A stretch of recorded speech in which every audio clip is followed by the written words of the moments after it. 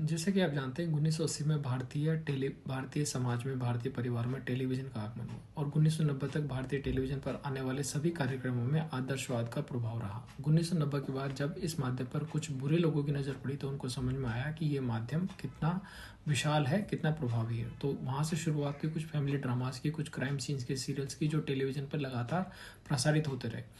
मैं ऐसा इसलिए बता रहा हूँ क्योंकि अगर आज के दौर में आप देखेंगे जिस तरह के अपराध समाज में पल रहे हैं, जिस तरह के षड्यंत्र और जिस तरह की घटनाएं आज के समाज में चल रही है, जो हमें समझ में नहीं आती कि ऐसा कैसे हो सकता है। इन सब की जड़, इन सब का मूल उन्हीं 90s के सीरियल्स, उन्हीं 90s के कार्यक्रमों में है, जो कि निगेटिविटी फैलाने के लिए प्रसारित किए गए थे। मैं ऐसा इसलिए भी बता रहा हूँ क्योंकि किसी भी चीज़ को फैलाने में कम से कम एक पीढ़ी का टाइम लगता है, तब जाके वो समाज में स्थायी रूप से प्रभावी होती है।